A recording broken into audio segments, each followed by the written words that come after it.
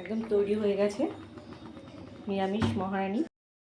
আজকে রান্না করতে চলেছি নিরামিষ একটা মহারানী মায়াপুরের রান্না। আমি এর জন্য 500 মতন, 500 থেকে একটু বেশি ময়দা নিয়ে নিয়েছি। ডুমো ডুমো করে আলু কেটে নিয়েছি, আদা এক টুকরো নিয়েছি, আর নিয়ে নিয়েছি পোস্ত আর কাজু। এবার আমি আটাটাকে মেখে নেব। অনেকে তেল দিয়ে মাখে, আমি লবণ দিয়ে মাখলাম। আগে আমি ময়দাটাকে মেখে নেব। ময়দাটা প্রায় মাখা হয়ে গেছে, কিছুক্ষণের জন্য চাপা ঢাকা দিয়ে রাখবো। অন্যদিকে আমি এই আদা আর শিলনোড়ায় আদা আর কাঁচা লঙ্কা বেটে নেব, আর বেটে নেব এখানে পোস্ত আর কাজু। এবার মেখে রাখা ময়দাটাকে, ঢাকনাটা সরিয়ে দিলাম, মেখে রাখা ময়দাটাকে জল দিয়ে দেবো। এবার জল দিয়ে এটাকে আমি ধোবো। যতক্ষণ না এই ময়দার থেকে সাদা জল বেরোবে ততক্ষণ আমি ধুতে থাকবো।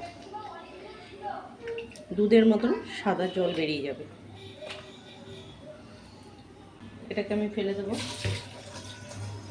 আবার জল দিয়ে। এই দেখুন, যখন এটার থেকে সাদা জল বেরোবে তার মানে মনে করবেন ঠিক হয়ে এসছে। এরকম ধুতেই থাকবে।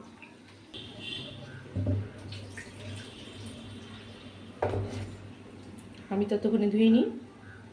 এই দেখুন, ধুতে ধুতে সাদা জল বেরিয়ে এসছে। এবার এটাকে আমি ছেঁকে নেব। ছাঁকনির মধ্যে ছেঁকে নেব। এরকম ছোট ছোট লেচু কেটে নেবেন, একদম দেখতে মনে হচ্ছে যে ছানার দলা।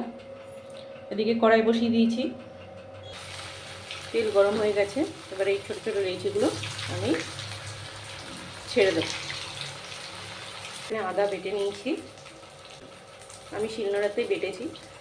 পোস্ত আর কাজু লাল করে ভেজে নিতে হবে। তুলে নেব।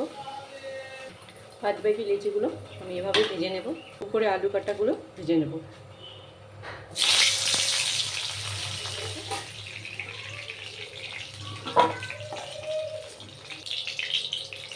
এবার ফোড়নে 3টে এলাচ আর একটা দারচিনি দিয়ে দেবো। তেজপাতা।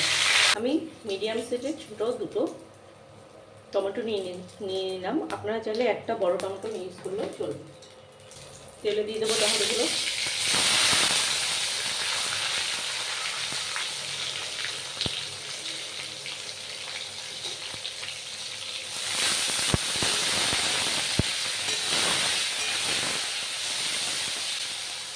লবণ দিয়ে দেবো।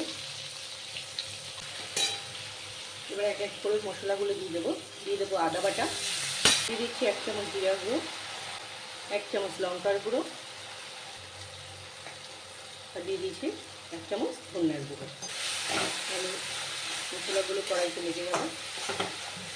একটু সামান্য জল দিয়ে দেবো, গলে যাচ্ছে।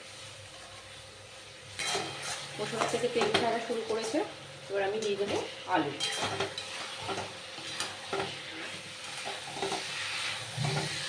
কষানো প্রায় হয়ে এসছে, তার জলটা দিয়ে দেবো। আমি জল খুব বেশি একটা দেবো না।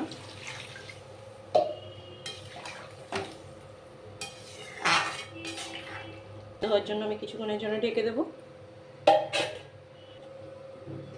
আমি পোস্ত বাটাটাও দিয়ে দেবো।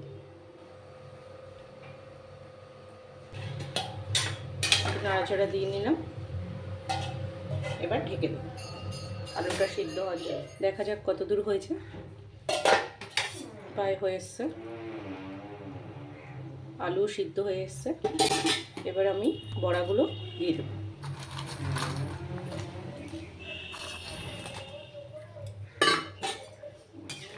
মাখা মাখা রাখতে পারেন, আমি একটু ঝোল রেখেছি, বাচ্চারা খাবে তো তাই জন্য।